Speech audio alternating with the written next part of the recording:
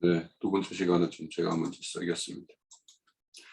자, 우선 오늘 그 말씀은 인간들이 가지고 있는 가장 그 약한 부분이죠. 우리 그 핑계잖아요, 핑계. 지금. 그래서 우리 첫사람 아담도 하와와 함께 그 범죄했을 때, 음, 여호와 하나님이 나에게 짝지어준 그 여자로 인해서 내가 그 사과를 먹게 되지 않았습니까? 라고 이렇게 핑계를 하는 것 같이 지금 그 바빌론 포로로 잡혀온 자들, 그리고 지금 그 두 차례나 그 바빌론에 의해서 침공을 받았던 남유다의 어떤 그런 형편들, 이런 것들이 이제 그 아비의, 그러니까 선조들의 어떤 제약 때문에 우리가 이런 걸 당하지 않습니까? 라고 말씀을 하시는데, 이제 이걸 이제 17장과 연결해서 이렇게 본다라면, 그 앞서서 우리 유영재님께서 왕들, 이 아비에는 왕들 뭐 이런 것들도 포함해서 우리가 이해하는 것이 맞다라고 생각하는 것에 대해서 저도 참 동감이 됩니다. 그리고 이제 여기에는 아비에는 그 자신들을 이끄는 어떤 지도자들, 이런 어떤 지배 계층들, 이런 것들이 이제 다 함께 포함되는 어떤 그런 부분을 가지고 이렇게 말씀을 한다고 봐요. 이런 부분이 이제 일정 부분 우리 인간이 살면서 이제 그런 부분이 있어요. 이제 위에 분들이나 이런 분들이 어떤 결정을 할 때 잘못 결정을 한다든지 하면 그거에 대한 거는 그에 속한 모든 사람들이 당하는 어떤 환란과 이렇게 직결되기 때문에, 그래서 우리가 세우는 이정자들을 어떤 이정자를 선택할 것인가, 이런 것들은 되게 중요합니다, 사실은. 그래서 그 기도할 때 너희들을 이렇게 이끄는 이정자들, 하나님이 낸 건세들, 그 건세들에게 복종도 하고 그들을 위해서 기도도 하라, 이렇게 이제 디모데에 보면 그렇게 말씀을 하죠. 왜냐하면 그들이 잘못했을 때 당하는 환란이 직접 우리에게 이제 각각 미치기 때문이죠. 저는 이제 교회 생활을 하기 시작해서 얼마 지 않았을 때, 제가 첫 번째 갔던 교회에 이렇게 초빙 목사로 이렇게 오신 분이 한 분이 있었어요. 아주 유명한 목사인데, 뭐 유명하다라는 게 그 계통으로 이윤호 목사라고 가게에 흐르는 저주를 이렇게 끊으라 하는 책을 쓴 사람입니다. 그분이 이제 와서 가게에 흐르는 저주가 있다, 그래서 이거를 우리의 어떤 기도와 어떤 교회 생활, 부모 세대들이 이렇게 아까 이제 유영재님 말씀하는 것처럼 우리의 어떤 신앙으로서 이 흐르는 저주를 끊어내야 된다라고 말씀을 하죠. 그래서 대표적으로 이제 한 집안에서 어른, 특히 아비, 어미 이 되는 쪽에서는 그 자식들에게 어떤 본이 되는 부분이 있기 때문에 사실은 전혀 어떤 그 영향과 상관이 없다라고 할 수도 없을 거예요, 사실은. 그렇지만 이제 사람에게는 하나님께서 자유의지라는 걸 줬잖아요. 이 자유의지라는 것이 사실은 거기에는 자유의지에는 반드시 책임이라는 거하고 딱 짝이 되어 있어요, 자유의지라는 것. 그러니까 우리가 스스로 누구와 강압적이지 않은 상황에서 어떤 걸 선택할 수 있는 어떤 그런 자유가 있지만, 그 선택한 거에 대한 길을 어떻게 선택하고 한 거에 대한 어떤 책임은 본인에게 있는 거죠, 결국엔. 그래서 우리가 이런 선택과 자유의지, 이런 것들과도 우리가 이 오늘 말씀은 상당히 밀접하다라는 생각이 들고, 아까 말씀하신 대로 우리 뭡니까, 기정재님께서 말씀하셨듯이 이 애정론하고는 정면으로 이렇게 배치되는 말씀이 이제 요 에스겔서 18장이에요. 그래서 애정론자들하고 어떻게 이야기할 때는 18장의 내용을 가서 한번 우리 같이 봅시다 하는 것도 아마 좋은 어떤 방법일 거라고 생각이 돼요. 그래서 여기 내용은 이제 앞서서 우리 형제자매님들이 뭐 이렇게 말씀하셨던 처럼 아비의 어떤 제약이 자식에게 어떤 책임을 전가시키지 않고, 또 아비의 선행이 또 자식에게 어떤 그것으로 공적으로 이렇게 평가되지 않는다라는 것이 이제 오늘의 어떤 그 핵심의 내용인데, 그러니까 하나님의 여기에서 이제 공의와 공법대로 행하는 거 이렇게 이야기할 때 이제 하나님의 어떤 공의와 정의라는 것이 이런 거라는 거죠. 각자의 어떤 책임하에 어떤 그 징벌과 상이라는 것이 이제 이렇게 주어진다라는 것이 이제 하나님의 공의와 공법. 그런데 이제 우리가 알다시피 우리나라는 이 남북이 나눠져서 남과 북이 이제 그 체제가 다르잖아요. 저쪽에는 이제 공산주의, 여기는 어떤 민주주의, 자유민주주의 이런 어떤 체계가 다르니까 우리에게 가장 큰 연자제라는 법이 있었어요. 연자제법이 폐기가 언제 됐는지 모르겠지만 아마 그것도 아마 80년대까지는 아마 있었을 것 같아요.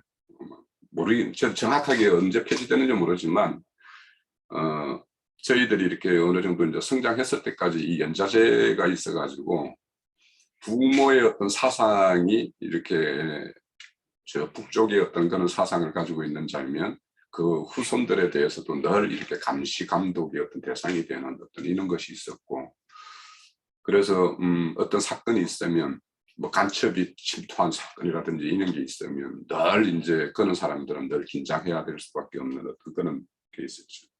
그러니까 연자제라는 건 참 악법이라서 그 당시에도 이제 시민사회나 이런 쪽으로부터 엄청난 비난을 받았던 거예요.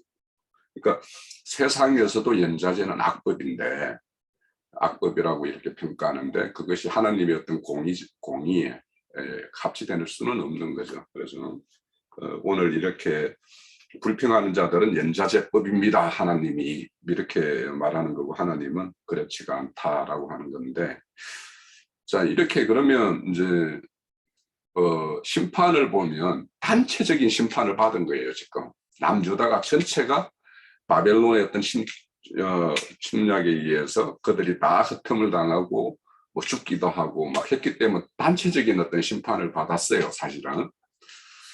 그러면 이런 어떤 단체적인 심판이 왜 있는가라는 것을 이제 우리가 한번 생각을 해보면, 우리가 이제 그 출애굽을 할 때도 출애굽 시점이 뭐냐 하면 제가 누구의 갑자기 생각이 안 나네. 누구의 제가 간영할 때라고 돼 있죠. 그러니까 누구의 어떤 하나님의 어떤 평가 기준이 있어서 그 제가 간영했을 때 그게 이제 심판이 일어나는 거거든요. 그러니까 그 간영하다라는 거는 그동안 하나님은 참고 참았다라는 거예요, 사실은. 그래서 지금 남유다의 어떤 그들의 멸망까지도 3차에 걸쳐서 이제 바벨론의 침략을 받아서 최종 이제 멸망을 파멸을 당하는데, 그러니까 1차 그것도 하나의 경고였고 2차도 경고였어요. 그런데 그 경고를 듣고도 지금 이 에스겔 선지자의 어떤 이 말씀은 2차의 어떤 포로로 잡혀간 자들과 함께 했던 선지자였기 때문에, 그럼 최종 어떤 심판을 앞두고 있는 그런 상황인데도 불구하고 그들은 자신들의 어떤 그런 가오나 어떤 잘못, 하나님의 어떤 징계의 이유 이런 거에 대해서는 어떤 것도 감지하지 못하고 이렇게 불평하는 것이 이렇게 속담이 되었다라는 것은 모든 사람이 이렇게 해자한다라는 뜻이거든요. 그러니까 그만큼 사람들이 남유다의 어떤 그런 사람들이 무감각해져 있고 하나님의 어떤 뜻을 헤아릴 수 없는 어떤 그런 지경에까지 이르렀다라는 것이 이제 반증이라고 보여요. 근데 우리가 그 사실에 보면은 모든 영혼이 내게 속하였다 이런 말이 나와요. 그러면 이 말은 뭐냐? 하나님이 모든 영혼을 내가 지었고 창시자고 내가 주관자고 내가 심판자라는 거예요. 그러면 하나님이 영혼을 냈으면 이렇게 파멸하려고 뭔가 죄악 때문에 파멸당하게 하기 위해서 이런 이유로 내지는 않았을 거 아닙니까? 그래서 그 뒤에도 보면 내가 죄인이 이렇게 멸망당하는 것을 기뻐하지 않는다라고 이렇게 계속 말씀을 하시잖아요. 그러니까 하나님이 영혼을 냈고 그 영혼을 주관하고 있고 이렇게 최종 심판에까지 이르기까지는 하나님이 목적이 최초의 어떤 낸 목적이 있는데 이럴 수밖에 없는 어떤 그 지경에 이른 그 모든 것이 자유의지를 가지고 있는 그들에게 이제 있다라는 것은 이제 분명한 것이고, 우리는 그렇게 다들 알고 있으니까 그에 대해서는 뭐 제도는 여지가 없죠. 그런데 이제 여기에서 돌이키면 돌이키었을 때는 이제 그렇게 너희들이 지금은 심판을 받고 여기에 이렇게 포로가 된 어떤 그런 상황에 있지만 너희들이 돌이키면 다시 살 것이다라고 이야기하는데, 그 돌이킨 거의 어떤 증거가 뭐냐 하면 6절에서부터 쭉 흘러나오는 거예요. 그러니까 너희들이 산 위에서 재물을 먹지 않고 지금까지 너희들이 산당에서 우상 숭배를 했던 그것을 멈추고, 그리고 이웃 아내를 더럽히지 않고, 뭐라는 거는 이웃이라는 거는 뭐 우리 그리스도의 신부되는 그런 어떤 영혼들을 말하는 거죠. 그래서 요즘에 우리가 레이기, 속건제물, 성전의 기물을 잘못 취급했을 때 그 손해에 대한 어떤 배상을 배우는데, 이런 거와 맨 마찬가지죠. 이웃의 아내를 더럽히는 것과 또 을갱하는 여인에 대해서는 뭐 금방 우리가 말씀을 나눴고, 그리고 이제 사람을 학대하지 않는 거. 그러니까 이 학대라는 거는, 학대하는 자와 학대당하는 자는, 학대하는 자는 소유를 가지고 있는 자예요. 어떤 거든. 그리고 학대당하는 사람은 상대적으로 소유를 갖지 못한 자들이 학대를 당해요. 그러니까 우리가, 저는 이제 이렇게 학대하는 거는 보면, 최근에 이제 우리 심리교파 분들하고 이렇게 하는데, 야, 그들은 우리한테 그렇게 하겠지만, 제가 보건대는, 야, 그들이 가지고 있는 지식으로, 그 어떤 성경 지식 가지고, 저렇게 잘못된 것을 이렇게 주입시키고 하는 거는 그 어떤 생명을 학대하는 거잖아요, 결국에는. 그러니까 생명은 낳았으면 자라야 되고, 풍성하게 자라야 되는데, 난 생명을 정체시키거나, 고사시키거나, 그렇게 하는 어떤 것이라면, 그거는 어떤 성경 지식으로도 얼마든지 이렇게 학대할 수 있고, 또 이제 대표적으로 이제 재물 가지고 여기 보면은 뭐 제당 하는데, 여기 이제 제당이라는 거는 좀 다른 견해가 있는데, 하여튼 꼬리 대역을 한다든지 여기 나오는 쪽, 그리고 이제 어떤 사람이 이제 권력을 가지고 있을 때, 또 힘을 가지고 있을 때, 이럴 때 이제 있는 자가 없는 자를 학대하는 거죠, 사실은. 그래서 이 학대한다라는 거는 우리가 이제 뭔가 가졌다라고 하는 사람들, 내가 뭔가 줘야 된다라고 하는 사람들이 범하기 쉬운 일이기 때문에 우리가 이제 이런 부분에 대해서도 잘 생각해 볼 부분이 있다라는 생각이 들고, 저는 이제 빚진 자의 저당물이라고 하는 것이, 이게 이제 우리 성경에 굉장히 많이 나오는데, 뭐 물론 이제 이렇게 물질적인 거, 우리 이렇게 살아가는데 필요한 물질적인 어떤 그런 저작물, 그런 걸 이제 예시로 해서 이제 우리에게 말씀을 하시는데, 저는 이게 어떤 걸로 보이냐면, 어떤 영혼을, 여기에서 이제 뭐 사람 학대하는 자도 이제 우리가 직접적으로 우리가 교회 생활로 한다라면 말씀 맡은 자가 말씀을 듣고자 하는 자에게 학대하는 경우가 해당이 된다라고 저는 보여요. 그리고 이제 빚진 자의 저당물이다라는 거는 뭐냐면, 우리 이 성경에서 빚진다라는 거는 사실 제사함을 받아야 될 자들을 말해요. 그러면 어떤 영혼을 맡아가지고 목자로서 영혼을 맡았어요. 그러면 맡았으면 그 영혼이 제사함을 받도록 참 진리의 복음을 자기가 가지고 있잖아요, 지금. 말씀을 맡은 자가. 그러면 그 사람이 그 자에게 그 복음의 말씀을 전해서 그 사람이 그 저당 잡힌 것로부터 해방이 돼야지 이 사람이 온전한 제사함이잖아요. 그런데 그렇게 해서 그 사람이 하나님의 말씀을 듣고 자유함을 얻어야 되는데, 오히려 멍에를 더 씌우는 어떤 이런 것이 된다라면, 이것이 이제 아주 대표적인 이제 학대가 되겠죠. 그래서 빚진 저당물을 이렇게 돌려준다라는 것도 우리가 그렇게 좀 생각해 봐야 될 거고, 줄인 자의 음식을 주고 뭐 목마른 자에게 음료를 주는 거, 이거는 아모스 8장에 보면 말씀의 기갈이라고 이야기하잖아요. 그래서 이제 그런 것들도, 그러니까 지금 겉으로 보이는 거 이것도 잘 해야 돼요, 저는.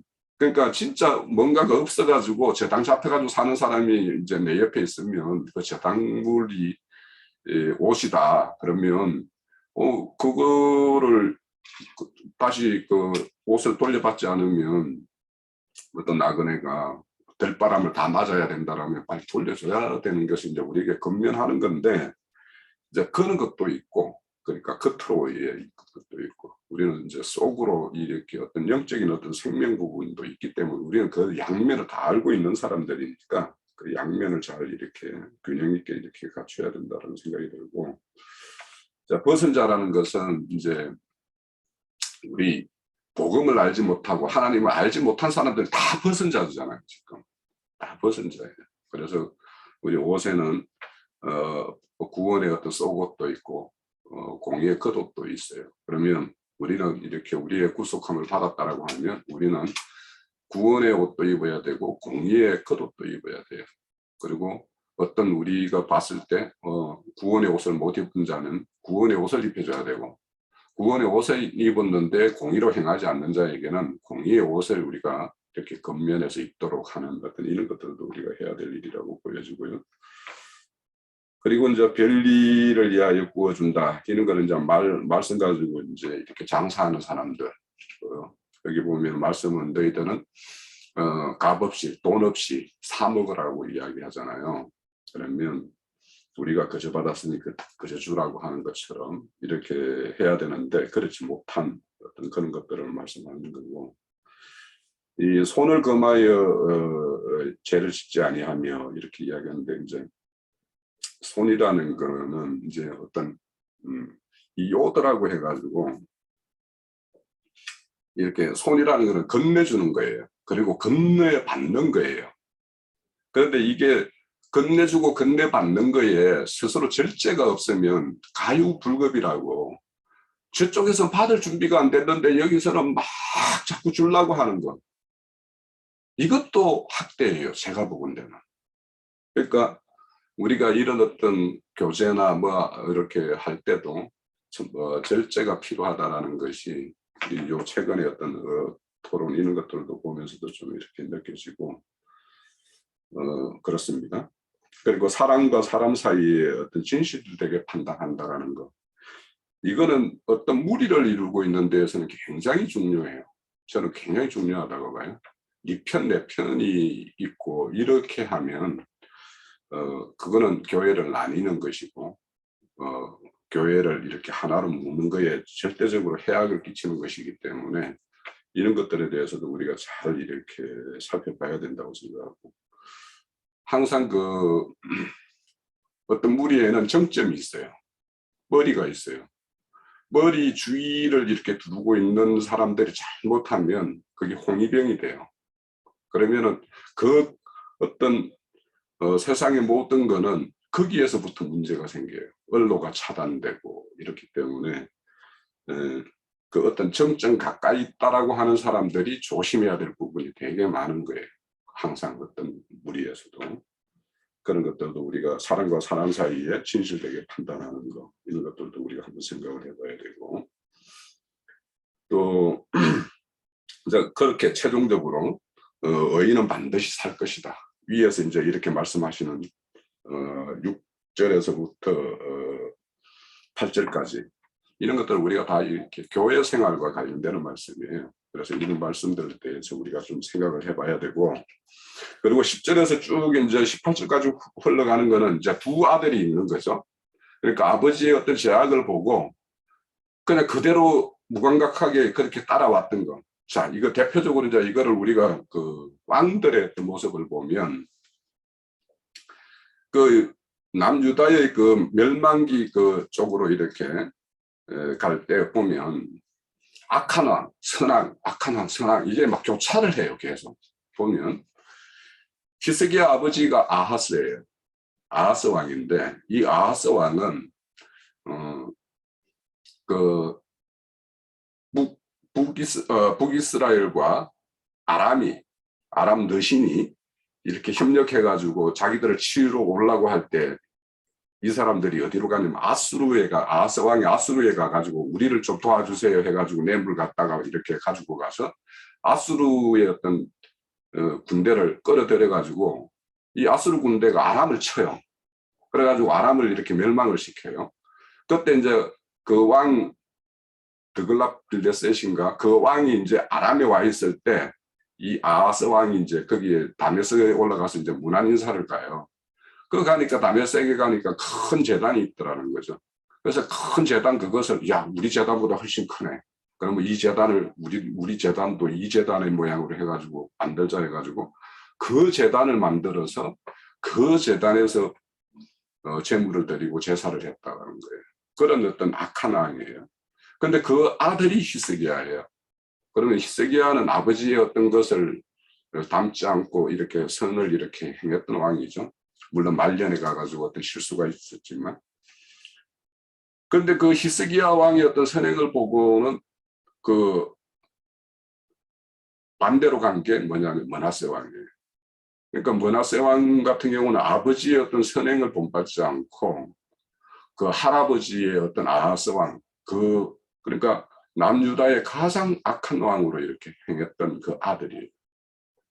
그리고 이제 므낫세는 그 므낫세 아들이 암몬이라고 있는데 이 왕은 뭐 한 2년 아주 짧은 기회 통치하고 그냥 죽임을 당했는데 그래서 그 아몬의 아들 요시야 왕이 이제 그 통치를 해가지고 요시야 왕 같은 경우는 우리가 알다시피 가장 선한 왕으로 이제 평가되잖아요.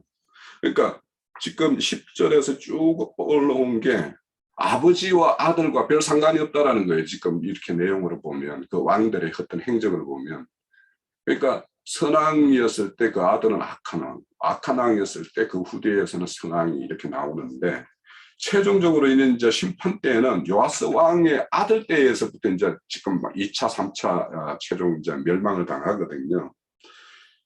그런데 그 요아스 아들 때에서는 선왕이 하나도 안 나와요. 그래서 최종적으로 망해요. 그래서 이제 이런 어떤 것들.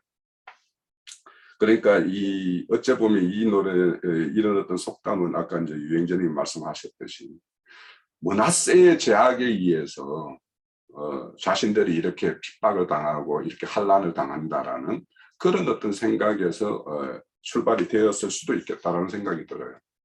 그래서 우리가 이제 이런 어떤 흐름 이런 가운데에서 이제 개인의 어떤 제약과 그에 대한 어떤 심판 이런 부분도 있고 근데 우리가 이제 이런 것만 또 여기에 말씀만 이렇게 생각을 하면 진짜 교회라는 거는 한 무리를 이루는 거잖아요. 그리스도의 몸을 이루는 것이고 그래서 우리가 이런 어떤 구약의 어떤 율법적인 어떤 그 신앙과 복음적인 신앙의 어떤 차이가 이런 어떤 그리스도의 몸된 교회를 이루는 부분 이런 부분에서 이제 큰 차이가 있다라는 생각이 들어서 그래서 우리가 심판에는 개별적인 부분도 있지만 단체적인 부분도 있는 것이 우리의 어떤 추수 모양으로 이제 늘 이제 예시를 하는데 우리가 아무리 들포도 나무에 맺힌 열매라면 그거는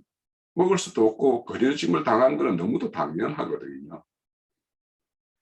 그런데 들포도 나무에 뭔가 거기에 단포도가 이렇게 뭐 나는 단포도야라고 이렇게 주장한다고 해서 그게 단포도가 아니잖아요. 그런 것처럼 그런 어떤 부분이 있기 때문에 어떤 개별적이면서도 어떤 단체적인 부분 또 단체에 어디에 속해 있다고 해서 내가 정말 단접을 내는 발국이 가득 찬 그런 어떤 열매인가 아닌가는 또 개인적인 어떤 부분이 있기 때문에 그래서 우리가 이런 어떤 심판과 상에 대해서도 어떤 그런 어떤 양면의 어떤 그런 특성이 있다라는 것을 우리가 잘 알고 그렇게 이런 어떤 심판에 대한 어떤 하나님의 어떤 공의에 대한 어떤 이해가 있어야 되겠다.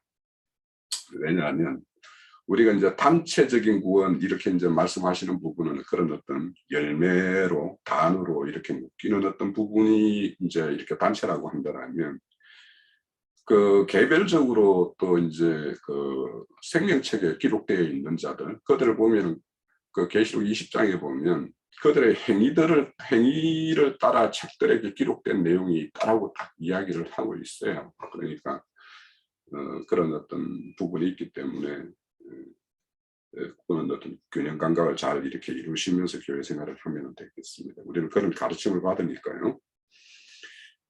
그래서 이제 그들의 아들이 어찌 아버지의 죄를 담당하지 않겠느냐 하는 이런 말들에 대해서 이제 하나님이 그렇지 않다라는 것을 지금까지 이제 계속 변론을 하고 있고, 자, 21절에 보면 이제 돌이켜 떠나 율례를 지키고 정의와 공의를 행하며 반드시 살고 죽지 아니할 것이다라고 이야기해요. 그래서 돌이킨다라는 거는 결과가 있어야 돼요. 사실은 무슨 말씀을 듣고 통해 작업은 잘해요. 그 말 듣는 순간에는 그렇습니다 이렇게 하지만 실질적으로 그 완전한 해결하는 거는 완전히 돌아서는 거잖아요.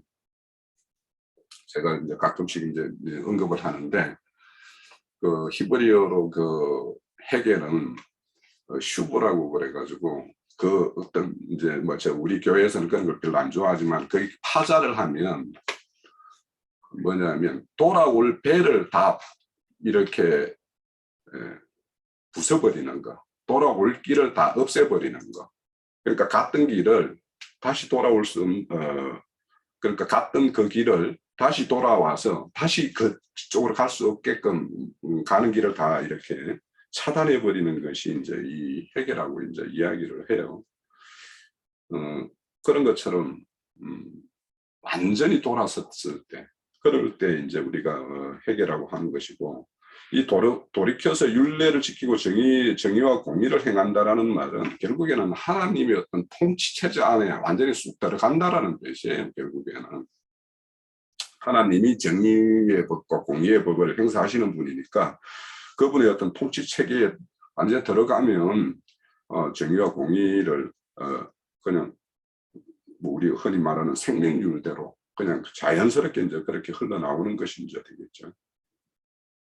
그리고 이제 22절에 보면은 우리가 13절에 보면은 반드시 자기 피는 자기에게 돌아갈 것이다라는 것과 이게 이제 율법이죠. 사실은 율법적인 것이고, 또 22절에 보면 그 범죄한 것이 하나도 기억함이 되지 아니하리니 그가 행한 공의라고 살리라 이런 말씀이 나와요. 그러면 여기는 이제 죄 사함에 대한 이야기죠. 이제 완전 죄를 사하는 것. 그거는 우리가 에스겔서 16장인가 어디서 봤죠. 영원한 언약. 영원한 언약은 용서를 기반하는 어떤 언약이었잖아요. 봤을 때. 그래서 우리가 이제 이 죄 사함에 대해서 우리가 최근에 물에 들어가야지 죄 사함을 받는다, 뭐 어쩐다 하는 그런 주장과, 그런데 우리의 죄 사함이라는 거는 주님의 보배로운 피로 된 것이다라고 하는 것이 사도들의 어떤 증거잖아요. 그러니까 그 핏뿌림을 받아야지 우리가 어떤 온전히 죄 사함을 받고 거듭나는 것이지. 그래서 이제 핏뿌림에 대해서 그럼 피는 어떻게 뿌리냐 뭐 이런 말씀이 이제 막 이렇게 질문이 있는데, 사실 핏뿌림이라는 거는 하나님의 말씀이라는 게 뭐로 지켜진 거예요? 뭐로 우리가 기록된 말씀이라는 것을 보고 있는 이 기록된 이 말씀, 이것이 하나님의 피로 세워진 말씀이잖아요. 피로 성취된 말씀이고 피로 보존된 말씀이고, 그러니까 우리가 이 말씀을 취함으로 인해서 피뿌림을 받는 것이지. 그래서 참 최근에 이렇게 보면서 참 되게 똑똑하고 많은 어떤 열정이 있는 어떤 그 형제인 것 같은데 한 곳에 이렇게 뭔가 매몰되어 있어서 참 안타깝다라는 생각이 들던데, 그래서 기억지 않겠다라는 것이고요. 그래서 우리가 여기서 보면은 이제 돌이킬 것을 이렇게 권면을 하는데, 24절에 보면 이제 악인에서 의인으로 돌이킨 자와 의인인데 악인으로 다시 이렇게 떨어진 자에 대한 이야기가 23절, 24절에 있어요. 그런데 이제 우리 믿는 사람들의 어떤 의식 가운데 또 간혹가다 이런 말하는 중에 보면 무슨 선행을 쌓은 통장이 있어가지고 내가 뭔가 악한 걸 하나 이렇게 범했을 때 예전에 내 선한 것과 악한 것을 이렇게 서로 이렇게 상쇄시킨다라는 어떤 이런 개념 비슷한 이야기를 좀 가끔씩 듣는 듯해요. 이렇게 교회 다닌다는 사람들을 이렇게 보면. 근데 물론 이제 그 히스기야가 이제 자기가 중병이 들어가지고 이랬을 때 내가 과거에 하나님 앞에 선한 어떤 공적을 헤아려서 자신의 어떤 지금의 그 질병과 이런 거에 대해서 좀 선처를 요청하는 어떤 그런 기도하는 모습이 있기는 해요. 그렇다고 해서 그러니까 성경에 그렇게 기도 말씀이 있다고 해서 모든 게 진리가 아니죠. 성경에 있는. 왜냐하면 욥과 욥의 친구들이 그 온전히 깨어지기 전에 했던 말들이 그게 진리가 아니잖아요. 그런 것처럼 그런 어떤 과거의 어떤 선행을 기초로 해서 지금의 나의 어떤 모든 그 죄가를 이렇게 상각시킨다라는 어떤 이런 개념은 있을 수 없는 것이다라는 것이 23절, 24절입니다. 그래서 현재 의인이 악행으로 돌아갔을 때에는 오히려 중과 처벌을 받아요. 예? 그 히브리서 10장인가에 보면 진리를 아는 지식을 받은 후에 진즉 죄를 범하면 속지 않은 제사가 없다 이런 말씀도 있어요. 그건 뭐 히브리서 우리 6장은 잘 알고 한번 빛비춤을 받고 하나님의 은사를 맛보고 한 다음에 이렇게 내세의 능력까지도 맛본 사람이 타락하면 그거와 마찬가지로 오히려 이런 어떤 거에 대한 이미 하나님의 어떤 길을 행하다가 타락한 사람들에 대해서는 그들이 이미 이제 하인 맞았기 때문에 돌이키기가 어렵다는 어떤 반증이겠죠. 그런데 이제 그 성경에 보면 이런 경우 그 디모데전서에 보면은 후메네오와 알렉산더의 어떤 이야기가 있죠. 하나님을 잘 쫓다가 이렇게 다른 길로 간 사람, 믿음과 선한 양심에서 파선했다라고 하는 사람도 있고, 또 대만은 세상이 좋아서 세상으로 돌아가 버렸다라고 하는 사람이 있어요. 그러면 이 사람들이 그 이전에 하나님을 쫓았던 그 어떤 공적이 있죠. 그러면 그 공적으로 평가해서 이 사람들은 죄를 상각시켜 주느냐, 그렇지가 않아요. 오히려 더 중죄의 어떤 중과 처벌을 받아요. 왜냐하면 알면서 하나님의 어떤 의도를 다른 사람보다 잘 알면서 이렇게 다시 돌아갔기 때문에 그런 것들이 있다라는 것도 우리가 좀 우리가 이제 진리 교회를 이렇게 이루고 있는 우리 입장에서 이제 유념해야 될 어떤 그런 것이라고 보이고, 또 이런 걸 보면서 이제 한 번 구원은 영원한 구원이다라는 말, 그게 뭐 100% 틀렸냐? 이거는 이제 말하는 의도가 뭐에 이제 방점이 있느냐에 따라서 다른 거예요. 뭐냐? 하나님이 살 길을 열어놓은 그 구원의 길은 완전하고 완벽하고 누구도 변개시킬 수 없는 완전한 것이죠. 그런데 그 길을 행하는 사람들은 그 믿음을 끝까지 지키고 달려가느냐, 아니면 중도에 이렇게 후메네오와 알렉산더와 데마와 같이 잘 가다가 곁길로 이렇게 가느냐, 이런 거에 따라서 얼마든지 침륜에 빠질 수 있다는 것이 성경의 경고이기 때문에 한 번 구원은 영원한 구원이다라고 하는 그 애종론자들이나 그런 자들은 우리가 이런 어떤 디모데전서에 나오는 그 다시 세상으로 돌아간 자들 이런 거나 금방 그 18절 에스겔서 18장을 들어서 그렇지 않다라는 것을 우리가 잘 설명을 하면 좀 좋을 것 같아요. 자, 그래서 공의를 떠나면 반드시 죽을 것이다라고 말씀을 하시고, 그리고 우리가 또 헤아려 볼 것은 28절에 보면 스스로 헤아리고 이렇게 이야기해요. 그러니까 하나님은 우리 어떤 죄악에 빠져 있거나 잘못된 길을 가고 있거나 잘 가고 있지만 큰 어떤 어려움에 봉착되어 있는 사람들에게는 격려와 위로의 말씀으로 늘 찾아와서 우리에게 힘을 주시고, 또 잘못된 길을 가는 사람들에게는 계속 이렇게 선지자를 통해서 말씀하시거나 아니면 어떤 사람을 붙이거나 무사람을 붙이거나 어떤 사건을 이렇게 일으켜서 그 사람이 이렇게 깨닫게 하거나 이렇게 하시는 분이에요. 그러니까 이것을 스스로 이렇게 뭔가가 왔을 때 뭔가 신호라는 게 이렇게 왔을 때 그것을 감지하는 것은 우리의 어떤 영적인 어떤 각성에 따라서 다르겠죠. 사람에 따라서 다를 것이고. 그러니까 그런 것들이 이렇게 왔을 때 스스로 헤아려야 되는 거예요. 그거는 그러니까 회개하고 돌이키는 거는 본인이 이렇게 뭔가 수많은 어떤 하나님의 어떤 시그널을 받아서 이렇게 본인이 할 일이지 그건 남이 어떻게 해줄 수 있는 건 아니잖아요. 그래서 지금 포로로 잡힌 너희들 스스로를 한번 헤아려 봐라. 너희들이 과거에 어떤 행습을 했고 어떤 짓을 했는지 그런 것들을 추구하는 것이고 그래서 돌이켜 회개하고 모든 대에서 떠나면 그거는 반드시 이제 살 것이다라고 말씀을 해요.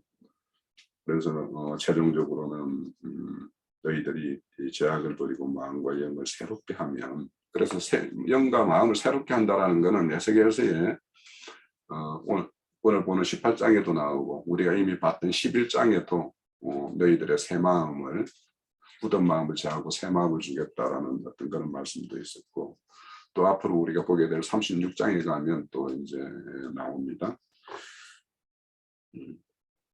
그래서 이제 그 새 마음을 주는 그 36장의 내용이 사실은 우리가 요즘에 요한복음 3장의 내용, 야 디모데야, 네가 선생인데 너희 왜 알지 못하냐 하는 말이 근거가 어디 있냐면 에스겔서 36장이에요. 너희들이 네가 선생이면 에스겔 선지자가 이러이러하게 했다라고 하는 그 말씀이 있지 않냐. 너 그걸 왜 몰라? 이렇게 말하는 책망의 말의 기준인 근거가 거기에 있죠. 그래서 이제 이 새 영과 새 마음을 새롭게 한다라는 것은 이제 그 시대의 그 선지자의 어떤 말을 듣는 그들에게도 뭐 직접적으로 어떻게 새 영과 새 마음이 이렇게 그러니까 결국에는 새 영과 새 마음이 부어지는 것은 우리 신약에 주님의 어떤 그 구속을 이룬 그 영이 우리에게 부어지는 것이기 때문에 이것은 뭔 어떤 미래의 이야기인가 그 당시에는 어떻게 새 마음과 새 영이 이렇게 새롭게 되어지는가 하는 것은 조금 간격이 있어서 좀 그 이해의 어떤 폭이 제가 완전히 이 말씀의 어떤 뜻은 이건 장래 미래에 대한 어떤 말씀으로 이렇게 남겨야 되는 것인가라는 생각도 들고 그렇습니다. 그래서 스스로 돌이키면 살 것이다. 그러니까 지금의 어떤 내용은 아비의 어떤 그 심포도를 먹었을 때 아들이 이것이다라는 것은 말이 안 되는 것이고 너희들이 스스로 너희의 모습들을 잘 헤아려서 이렇게 돌이키면 너희들이 살 길이 새롭게 열릴 것이다 라는 것이 이제 이게 결국에는 어떤 요한의 어떤 세례의 어떤 말씀과도 연결되는 그런 부분이라고 볼 수 있겠죠. 자, 오늘 말씀을 통해서 이 자신의 어떤 내 개인적으로 어떤 신앙 과정에서 나의 어떤 책임 부분 그리고 우리 공동이 책임져야 될 부분 이런 거에 대해서 우리가 좀 이해를 가지는 시간이었으면 합니다.